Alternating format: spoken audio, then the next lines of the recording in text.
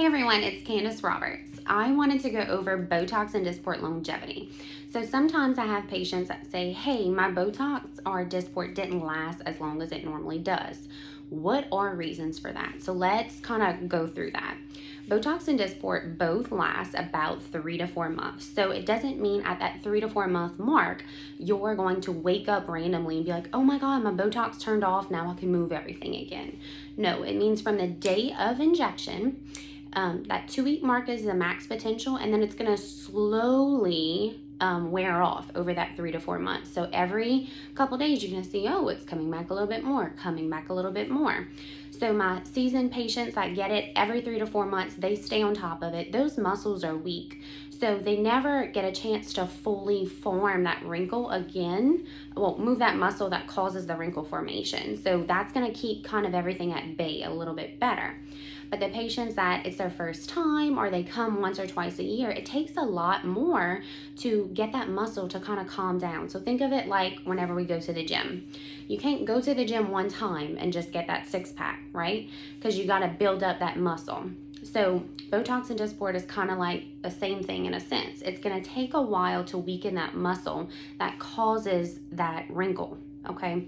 So that's why it's very important to keep up with it every 3 to 4 months. Also, dose equals duration. So if you come to me and you say, Candace, I don't want to do the full recommended dose. I want to cut back a little bit for one reason or another. If that's for a cost, if that's because you're scared it's going to be too much, whatever that might be, dose equals duration. So it may not last as long, which is okay. A full dose isn't recommended for everybody. That's why this is customizable, but that's just another reason that goes into it. Also, metabolism. Some patients metabolize meds extremely fast. Just like if we have different toxins too. So we have Botox and we have Dysport. Sometimes whenever you've been a Dysport patient your whole life or you've been a Botox patient your whole life, you may start to build antibodies against that, and it may be time to try out other alternatives. Just like if you take Tylenol and I take Tylenol, my headache might not go away at all, but your headache might be fine. So you have to find what works for you in your body because everybody's different. So ask what other tools we have to see if we have any alternatives for you. Another factor that comes into play is different areas. So the forehead is often a common area that comes back quicker. Why is that? We're a little bit more conservative when treating this area.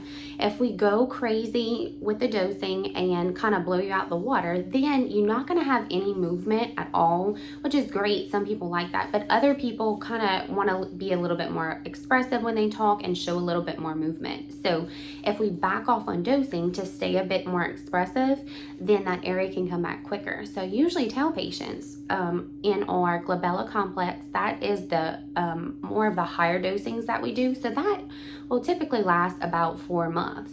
Now this forehead area is going to be a little bit less on the dosing. So that will come back usually the quickest, it is from what I've seen over my years of experience.